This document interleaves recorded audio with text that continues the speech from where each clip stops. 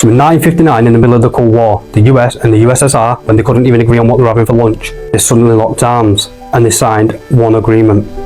Nobody touches Antarctica, no expanding borders, no military, no nukes, no independent anything. Article 6 draws a perfect legal circle around everything south of 60 degrees south. Cross that line and your whole existence becomes paperwork, inspections, permits, restrictions. That's not just ice, that's a controlled zone. The flight myth. Globers love saying, bro, you can just fly over Antarctica anytime. Go and do it. Commercial airlines avoid it, not because they don't feel like it, but because of insane insurance requirements, zero rescue infrastructure, treaty oversight, and no independent aviation allowed without approvals. Private flights, you have to file with treaty states, submit to inspections, follow their routes, and accept their observers. Yes, huge portions of Antarctica are literal no-fly zones, environmental or scientific reasons that nobody's allowed to verify independently. So no, there's no neon no-fly zone, but cross 60 degrees south when invited and watch just how fast someone taps you on the shoulder. 1955 to 58, Operation Deep Freeze, massive military presence. 57 to 58, International Geophysical Year. Everyone acts suddenly friendly. 1959, treaty signed, instantly locking the place down. 61, treaty goes global. They went hard exploring it, then they slammed the door shut. That's not scientific curiosity. That's, we saw something and nobody else is seeing it. Taking our ball home. Now here's the part that the globe defenders hate. Antarctica is supposed to be an open, empty wasteland. So why is it harder to access than the moon? You can't explore independently. You can't sail freely. You can't walk wherever you want. You can't fly freely. You must be guided, escorted, monitored, and approved. Every tourist photo taken from the same handful of controlled, pre-approved zones. If it's just ice, why the global lockdown? This is why us flat earthers keep pointing at Antarctica, because it's the one place on Earth where every nation magically agrees. Think about the pattern. Perfect circular border at 60 degrees south, zero unsupervised exploration of the edges, coordinated restriction of flights, military enforcement disguised as environmental protection, historic enemies suddenly becoming best of friends. On a globe, Antarctica is harmless, so why treat it like the final level of a video game? I'm not telling you what Antarctica is. I'm saying stop reacting emotionally to the words flat earth. Just for 5 minutes, look at the documents, look at the timing, look at the restrictions, look at the behaviour. It's the biggest, most unified agreement in human history, and it just happens to cover the one place you're not allowed to independently explore. Now use your senses, including your common, use your logic, and ask yourself, why would every world power seal off an entire continent unless what's there changes everything? Oh, and isn't it the highest elevation of all the continents?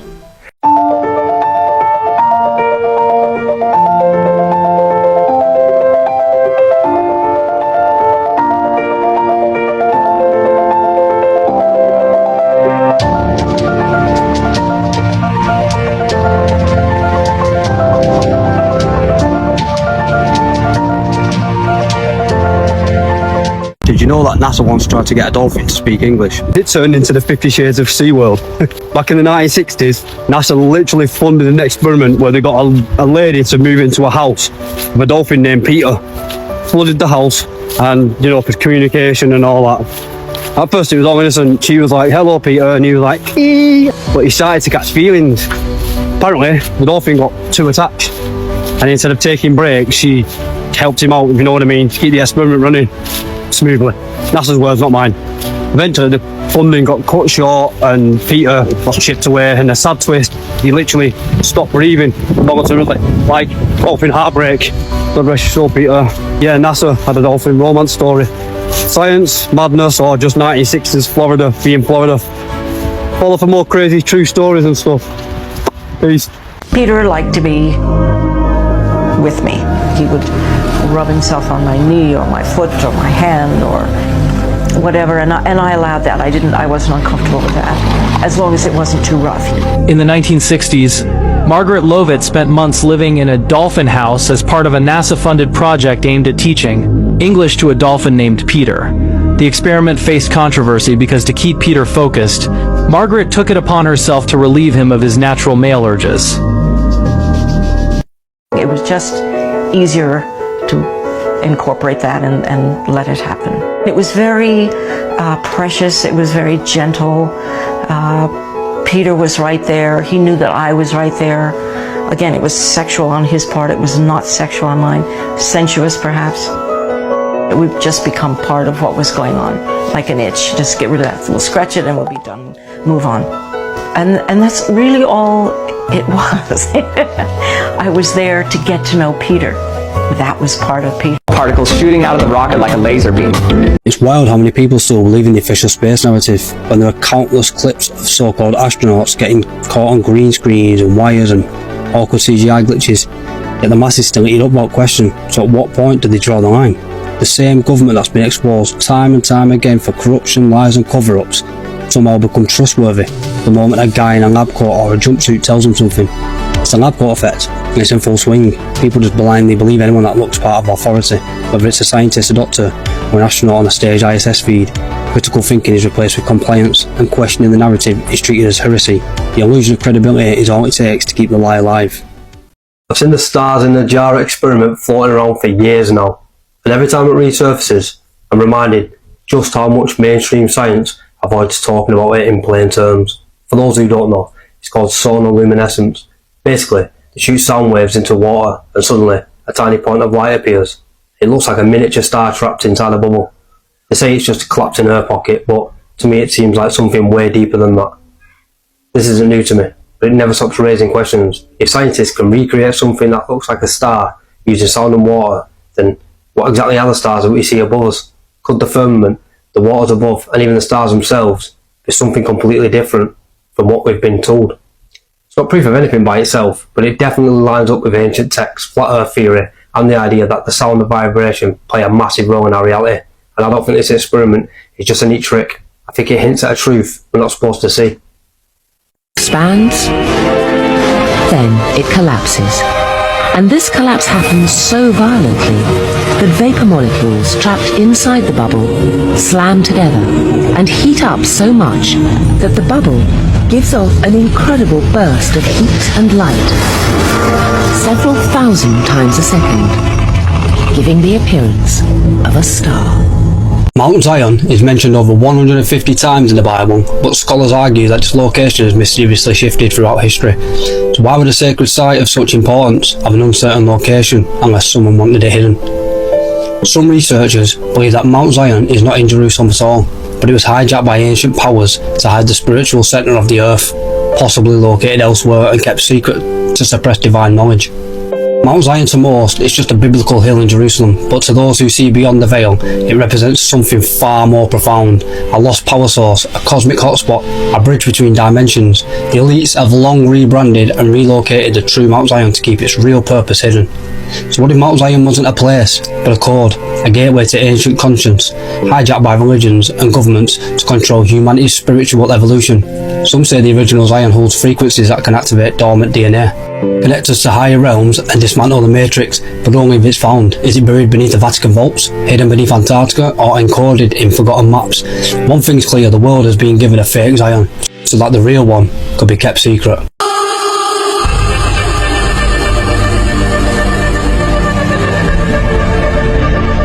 I've always wondered, why does flat earth make people so angry? Like genuinely furious. You can mention aliens, simulation theory, ancient giants. People will entertain the idea, but you say flat earth and suddenly you're the village idiot and public enemy number one. Why? What nerve does it hit that makes people lose all sense of calm and reason? Even stranger than that is, as soon as someone knows you believe in the flat earth, it's like everything you said becomes invalid. I could literally say water is wet and they try to argue just to oppose me. That's not critical thinking, that's ego and immaturity. We don't have to agree, but at least we can separate ideas and have real conversations without the emotional outbursts. I'm not trying to force anyone to believe. I'm just noticing that the reaction says more about them than it does about the topic. It's strange to me. Let's do better, eh?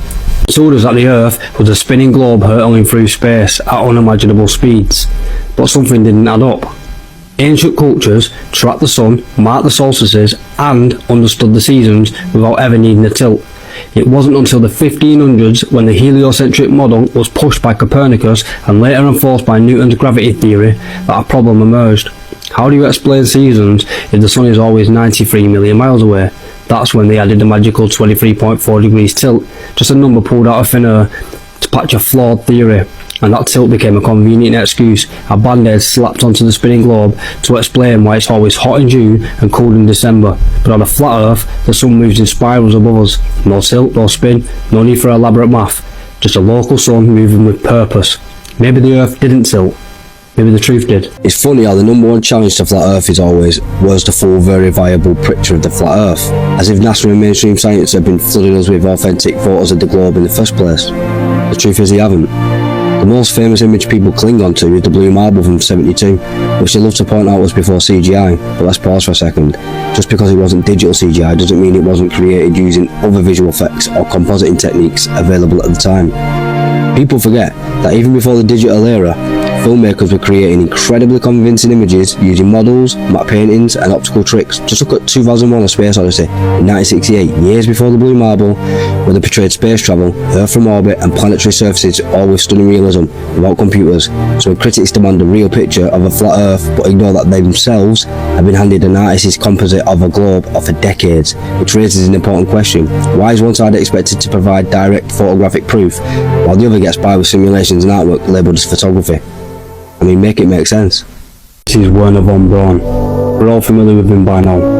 But are you familiar with his book that he wrote back in 1949, Project Mars, A Technical Tale, which interestingly has a Martian government headed by a guy named Elon? For me personally, I think flat Earth and Christianity go hand in hand.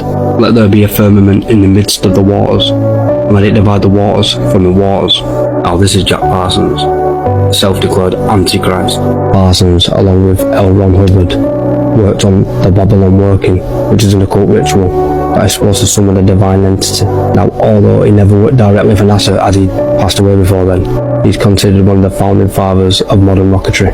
What I'm saying is, everything surrounding NASA and the way it was formed, and the people involved, and the practices it was involved in, it doesn't scream God and Jesus to me. It screams out the hiding God, the hiding Jesus. And that's my personal view. In The Truman Show, a moment of realisation comes when a strange object falls from the sky, and it's a realisation that his world is being controlled. This scene bears a striking resemblance to real-life events. Both scenarios involve objects falling from the sky. One, part of an artificial system, and the other is The Truman Show. They both share a similar eeriness, highlighting the intersection, controlled environments, and unexpected things from above.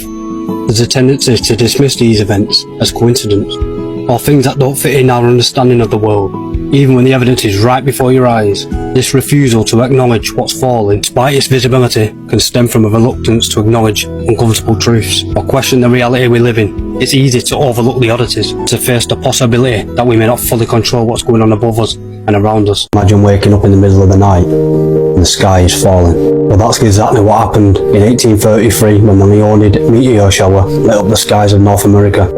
Back in 1833, this is documented, well documented, and you're about to see that. They weren't talking about deep space and rocks and us flying through an infinite, ever-expanding universe. They said that the firmament on high was one solid glare of fire and light, and it looked as though every star in the sky was falling to the ground, and that they were certain the day of judgment was at hand. When it was happening, it said many wicked men were on their knees that night praying to the Lord and calling on others to pray for them. And they were terrified. And I thought, how far could you see this? Surely it wasn't just localized to Tennessee, And sure enough, everywhere, they said you could see it everywhere east of the Rockies. And so Earth curvature didn't block the view, but the Rocky Mountains blocked the view. And so you had this image here on the left and the one on the right, they look very similar. And I thought, why are they drawing a dome shape with stars radiating out from the central point? This doesn't look like the deep space narrative. It almost looks like a dome type of structure with a star in the middle. And I didn't just see it in one or two places. I started seeing this in every depiction that I could find. And that star in the middle meteors radiating down. I don't like calling them meteors. I think they're more than just that. They're not space rocks. But this was here, the one from Niagara Falls. It was actually printed in the Mechanics magazine. Someone who saw it, that's what they drew. And here's an astronomer. And this guy said, based on all the eyewitness testimonies he could find, he believed that these lights falling down were radiating from the constellation Leo. Now, there's no proof of that. I don't know if there is any truth to that or if it's significant, but that's what he said. And he said it was a specific star that these things were coming from. And to me, that doesn't match a globe flying through a bunch of rocks. Railguns. These weapons fire projectiles at extreme speeds, over Mach 6, across huge distances, yet in official test documents, you'll never see any adjustment for the Earth's supposed curvature. If the Earth were a globe, curving away at 8 inches per mile squared, then even across 20 to 50 miles, the drop would be massive, many dozens or even hundreds of feet. The targeting data, the firing calculations and the line of sight measurements all assume a perfectly straight horizontal trajectory. The railgun is marketed as a direct line weapon, not a ballistic arc, compensating for a curved surface. The question is simple. Curvature must be accounted for. Why don't people firing the fastest, straightest projectiles on Earth ever mention it? Supporters of the official model say that computers automatically correct for the curvature, but no documents back that claim. No engineer openly describes adjusting a weapon to hit a target that's supposedly dipping over the horizon. Railguns rely on precision, millimeters matter, and yet none of the publicly available test footage, manuals or demonstrations saw any curvature compensation whatsoever. Instead, they treat the firing range as a straight flat plane. To many of us, that's not just interesting, it's revealing. If the world were truly curving downward beneath these high velocity shots, someone in the engineering chain would have to deal with it. The fact that they don't even mention it raises a big question. The railgun's performing exactly as expected on a flat, level surface. That simple. Earth is nothing like we've been told. What if there are lands beyond the known world, hidden from us? For centuries, explorers believed Antarctica was just an endless ice wall, but these maps tell a different story. The Laurentius Phineas map from 1531 shows Antarctica before it was discovered, with detailed mountains, rivers and coastlines, completely ice-free. How did they know what was under the ice 100 years before modern technology? Then there's a Boachi map drawn in the 1700s. It doesn't just show Antarctica without ice, it shows two separate land masses, something scientists only discovered in the 20th century using seismic data. How could ancient cartographers have known this unless they had access to knowledge we don't? What if Antarctica isn't a continent at all? What if it's a barrier, an ice wall surrounding our world? Flat Earth researchers believe beyond this wall could be more land, hidden continents or even entire civilizations we're not allowed to see. Why is Antarctica the only place that's off limits for independent exploration? Why does NASA's images of Earth constantly change? If the Earth truly is a spinning globe, then why does the horizon always rise to eye level, no matter how high we go? Are we living in a controlled system? Are we really being lied to what's out there? Let me know what you think in the comments. Throughout history, humanity's understanding of the world shape has changed drastically. Let's journey through time to explore the origins of the flat Earth concept. Our story begins in ancient Mesopotamia, where civilizations envisioned the Earth as a flat disk floating in a vast ocean. Similarly, ancient Egypt perceived Earth as a flat plane, with the sky goddess not arching over it. In Hindu cosmology, the Earth is described with a central mountain, Mount Meru, surrounded by circular continents, reflecting a flat Earth perspective.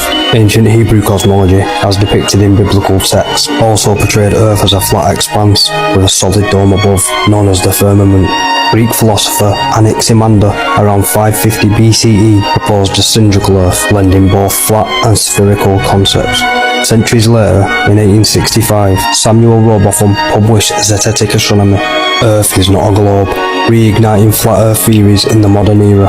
From ancient civilizations to modern debates, the flat Earth concept has traversed a fascinating path, reflecting humanity's quest to understand our world's true nature.